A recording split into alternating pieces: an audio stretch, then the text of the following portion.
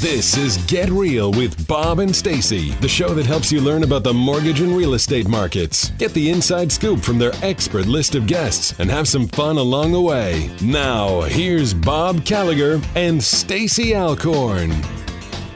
Welcome back. You're listening to Get Real with Bob and Stacy, and you're joining us for our Leaders and Legends segment. Our first guest today is Dr. Lance Casazza, author and motivational speaker. Welcome to the show, Lance. I appreciate you having me. So I want to give everybody some background on Dr. Lance Casazza. In 2001, he graduated valedictorian of his class and president of his college. After securing a loan from his parents, he opened his practice in June of 2002, and 4 years later, he was trying to find a way to tell them he could not pay them back. Confused, lost, and desperate, he turned to coaching, and he turned his life around. It was during this journey of self-development that he pledged to share the knowledge he attained with as many people as possible. He now runs one of the most successful chiropractic practices in the country and has written multiple books, including Be the Hammer, Not the Nail, and his more recent book, Habits and Attitudes. He serves individuals through personal development as the president of EQ Coaching. While he relishes the opportunity to teach what he's learned, he's humbled by the understanding that the road to success is always under construction. So tell us about your new book, Habits and Attitudes. What is it about? Well, what I've learned through reading all the books and listening to all the tapes and hearing all the speakers is that it's relatively kind of the same thing. I mean, everything that they talk about is kind of in the same general idea. And what I've noticed the struggle I had was getting people just to do anything. So I've tried to always make it as easy as possible. In the first book I wrote, there's a one-page sheet that people do every 30 days. And I figured if you won't do that, you probably won't do a lot. And so with the Habits and Attitudes book, I figured, okay, there's still some coaching clients I have and people I know that, aren't doing the things they should be doing. So I figured, what if I took and compiled a group of really successful people and gave them kind of a template to fill out and kind of ask them certain questions like who are they? What are their habits? What are their attitudes? Then they get kind of a closing parting shot, I call it in the book. So I figured what my goal for the book was, if people continually found out that people did certain things that were successful, they might flip a switch in their own head going, maybe I should start doing some of these things because I'm not where I want to be and I'm not doing what these successful people are doing. And it's not success based on, money or anything. I think if you look at the individuals in the book, while I'm sure most of them do well financially, there's almost no talk of money or anything monetary or property in the book. So it's so interesting. I just had a talk with a real estate agent yesterday, and we were talking about, he's tripled his business every year for the last 2 years, and he plans on tripling it again this year. And I said, what's the difference? And he said, I started adopting good habits. And we had this whole conversation, for example, that one of my habits is instead of listening to music in the car, I always listen to self-help or some sort of book, so I'm always learning something. Instead of watching TV at night, I'll read a book. What are some of the little teeny habits that you think somebody could, listening right now, a small tweak they could make to have a massive impact in their life? Oh, God. It's funny you say that because what I continually hear from people that don't do this kind of stuff is they don't have time, or they just kind of don't believe in that kind of stuff. So you can not believe in gravity, but it does exist. Right. And this stuff does work. And so the time thing, I think, is the one that people have to get over the most. And what I would suggest, which is when I tell people this, when my coaching clients start with me, they turn their TV off for 30 days. And when I first did that, when I was getting coached, I was literally bored.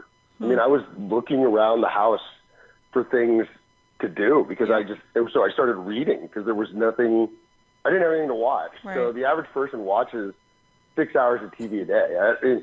When I tell people that, they don't believe me because they start wondering how is that even possible? Right. You know what I mean? But So if you literally just were to turn your TV off, you would have to replace that TV time with things to do. And so hopefully you would start listening to CDs, or you would start reading, good books or things like that. But that is a simple one. The other one that probably is the most common in the book and is probably the most important, in my opinion, is what do people do when they start their morning? The first thing they do. I ask people this, and they do it, and they don't even know it. They do it. Mm-hmm. They press the magic button on their phone. They press that button on their phone, and they get an alert, and it says, 15 killed in Paris, and that's how you start your day. Right. You've got to be kidding. You got to be kidding me. So what I have by my side is I have a list of, like a little gratitude list, and I just read through it. I mean, I've got it memorized now. My health, my office, running water, just things like that. So if you start the day giving gratitude, I use the term 2 arms, 2 legs. When people ask me, like, you're always in a good mood, how's that possible? I have 2 arms and 2 legs. There's a lot of people who don't. I mean, it's kind of simple, but so TV off and a gratitude list, I mean, that's where I would start. And anybody, you don't need anybody to do that. In fact, if you turn your TV off, you're going to save yourself money. Yes, absolutely. I think it's like mind shift too. So for example, like the simple shift of having positive self-talk, I will say one thing that has had a massive impact in my life, and this is going back many years. I had read Shad Helmstetter, What You Say When You Talk to Yourself. And like just the mind shift of telling yourself every day when you wake up. I used to be that person that said, I have no idea how I'm going to get it all done today. There's not enough time. Now I wake up every day and I say there's more than enough time to get everything done today. And guess what? I always get everything done. So it's just mind shift. When I do talks, the first thing I do to set things up is I ask people to hold their goals up. Now, I have my goals in my wallet all the time. It's on my fridge. I always have it on me. I believe physically having it on me makes a difference. But anyway, I go to talk and I say, hold your goals up really quick for me. And people literally start looking at each other like they had an assignment, or were we supposed to bring this? Or, so most of them don't have them written, and I know none of them have it on them. So it sets up perfectly for me. And they tell me, let me step back. Whose goal was it to make it through the day yesterday? And then a bunch of people laugh and raise their hands because that's how people get up. That's the goal they set. I just need to get through the day. Wow. And congratulations. They've been hitting that goal every day. Yes. So why don't we raise the bar a little bit, and put some things down? And so they don't even realize it's literally a bunch of does. This whole genre is does. And when you tell people, they feel idiotic because there's no secrets. It's just doing it. And that's where it comes back to this Habits and Attitudes book. And all the books and all these guys and all these gals that do these talks is just trying to resonate with you in a way that you'll do it. And some people do and some people don't. And you just have to find the people that you get or that works for you. Right. How many of your clients never turn the TV back on again or limit it to some degree? I would say a really good amount. Because, see, when I'm actually shocked at when you start doing coaching, you're kind of not sure if you can coach. You can be a great athlete and not coach athletes, So, even though I did this good as a client, when I was a client, I'm still a client. I still have my own coach.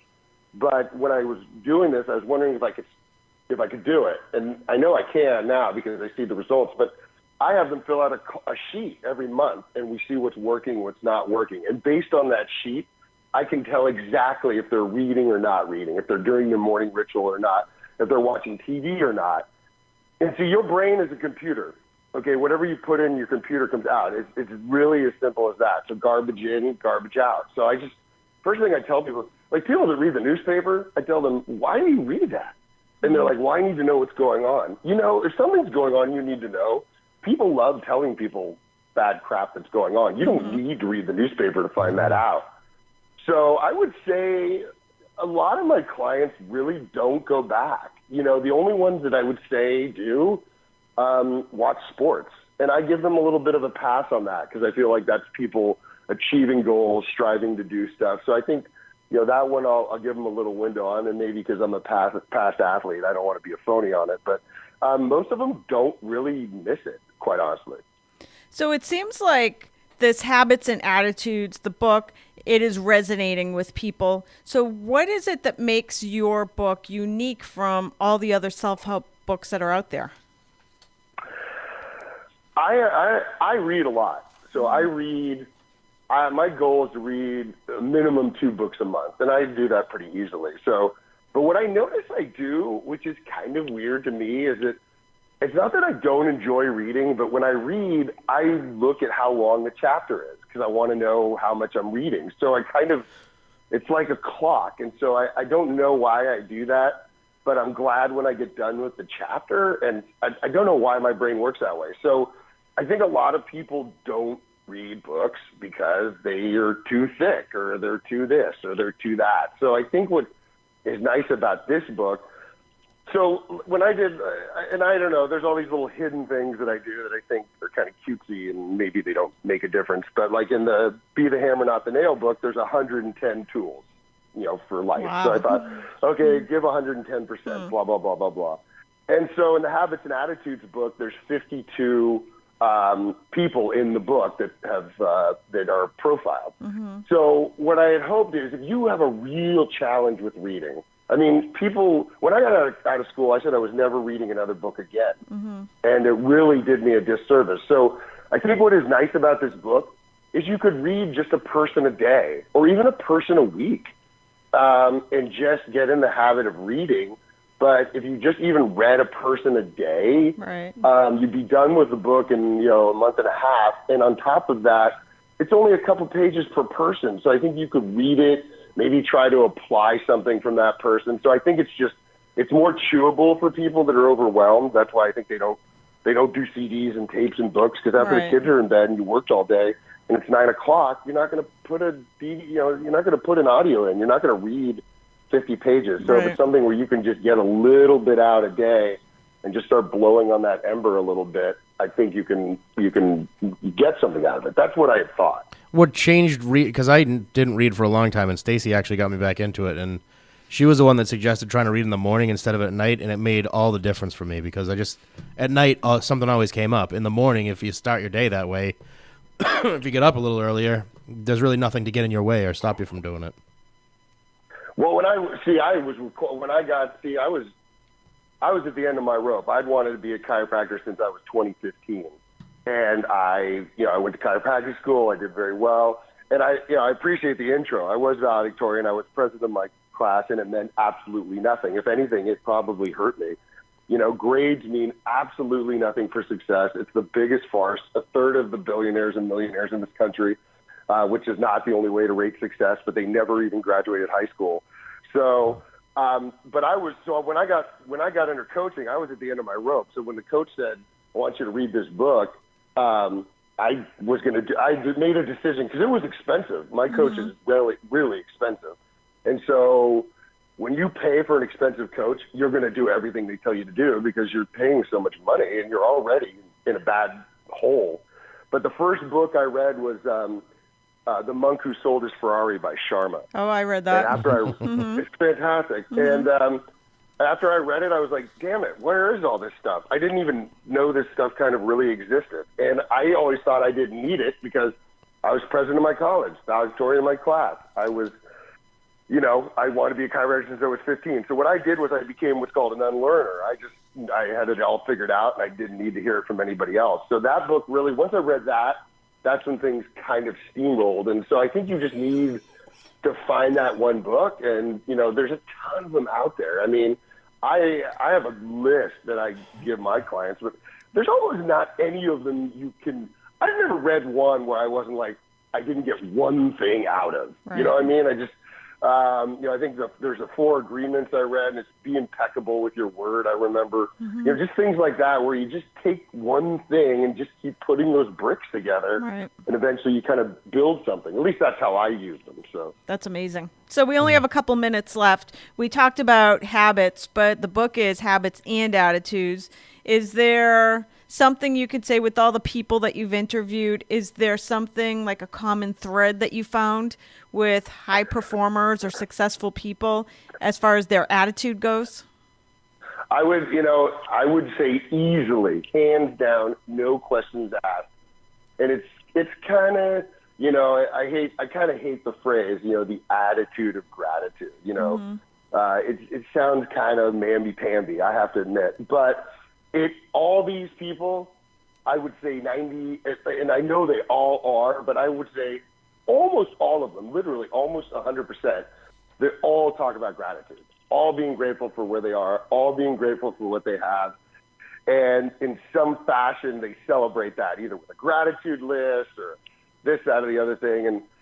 And I think, when you keep comparing, there's always somebody that's got more money. There's always somebody that's got more this or that or, blah, blah, blah. And so you just forget. I mean, the gratitude thing, when I didn't have a walk-in closet, that's all I wanted. Then I got it, and I forgot about it. When I didn't have a washer and dryer, that's all I wanted. I got it, I forgot about it. So if you remember these things that you wanted so bad and got, it just puts you on a different plane. And I would say that's where all these people are locked in easily. Their habits come eventually, I think, because of their attitude, and their attitude is set with a foundation of just being grateful. And they almost all have either lists or journals, or they all of them. That is easily the binding force between all these people. Wow. Great stuff. So this is Dr. Lance Casazza. His book is Habits and Attitudes. Where can people pick up the book or learn more about your coaching? Well, I appreciate you asking. It is on Amazon. It's also on Kindle, so you can make your life very easy by doing that. My first book, it was weird. 2010 wasn't even really, Kindle stuff wasn't really happening back then. But now I've got it with that. It has made life that much easier. My coaching website is eqcoaching.life. We've got a really cool event going on in Cabo in January of 2018 with 12 speakers.